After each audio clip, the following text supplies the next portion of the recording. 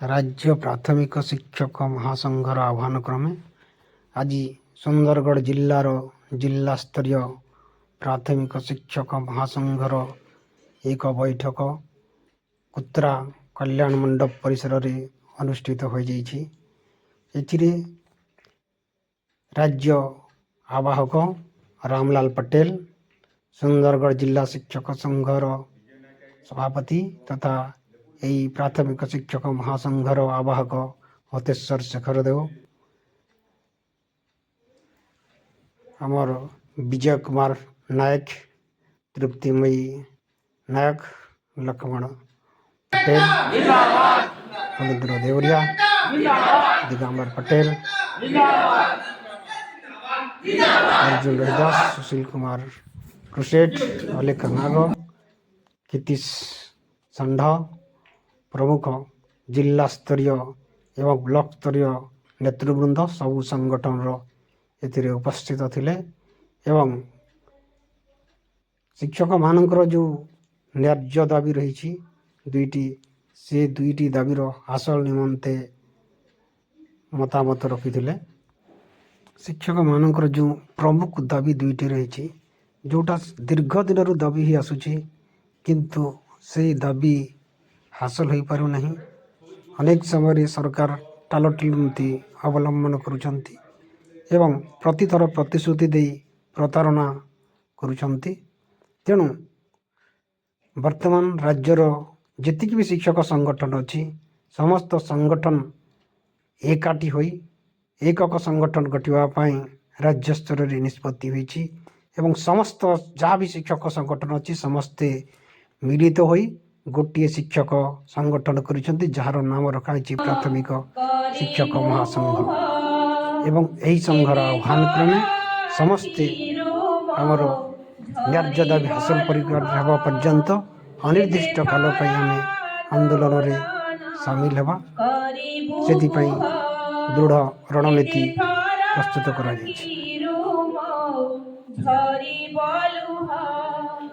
December 1 तारिख दिन block स्तर रे गोष्ठी शिक्षा अधिकारी जरिया मान्यवर शिक्षा मंत्री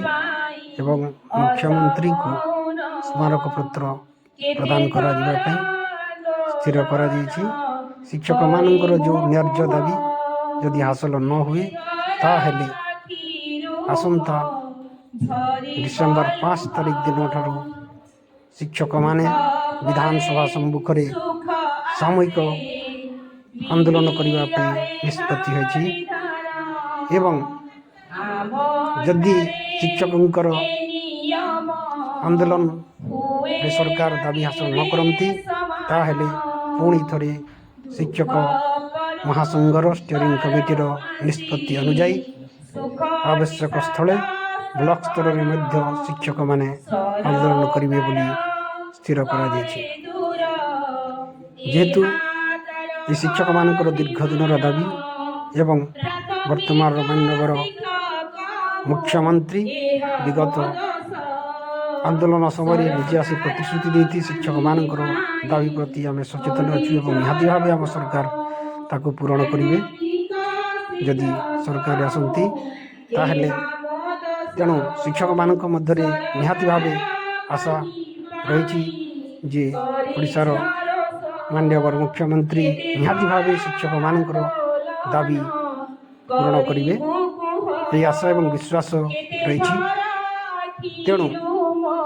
आम लिखित भाव में मान्यवर मुख्यमंत्री को ब्लॉक संगठन एवं राज्य शिक्षक संगठन तरफ स्मारक पत्र प्रदान करा स्थिर करा एवं निर्धारित समय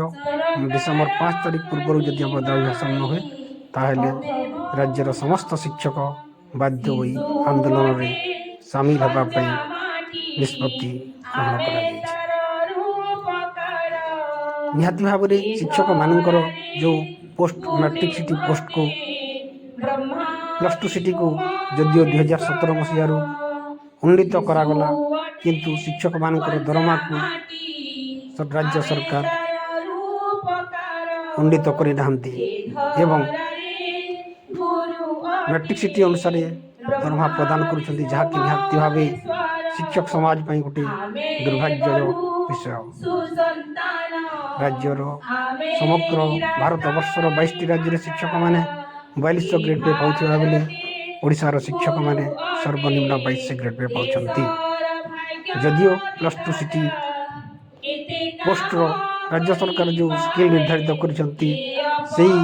ସ୍କେଲ୍ରୁ ମଧ୍ୟ ଶିକ୍ଷକମାନଙ୍କୁ ବର୍ଜିତ କରିଛନ୍ତି। ତେଣୁ ଶିକ୍ଷକମାନଙ୍କ ମଧ୍ୟରେ ନିହାତି ଭାବରେ ସେଥିପାଇଁ ଦୁଃଖ ରହିଛି ଏବଂ ବାରମ୍ବାର ସେଥିପାଇଁ ଗୁହାରି କରୁଛନ୍ତି। ଗୁହାରି ସତ୍ତ୍ୱେ ଦାବି ହାସଲ ହେବାରୁ ବାରମ୍ବାର ଆନ୍ଦୋଳନ କରୁଛନ୍ତି। ତେଣୁ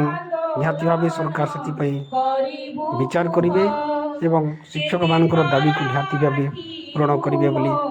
ଆଶା।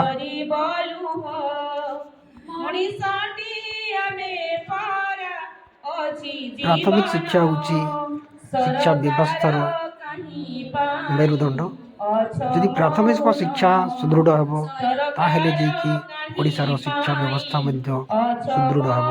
ଏବଂ ସେହି ଶିକ୍ଷା ବ୍ୟବସ୍ଥାକୁ ସୁଦୃଢ଼ କରିବାକୁ ହେଲେ ଶିକ୍ଷକମାନଙ୍କର ଯେଉଁ ଦାବି ରହିଛି,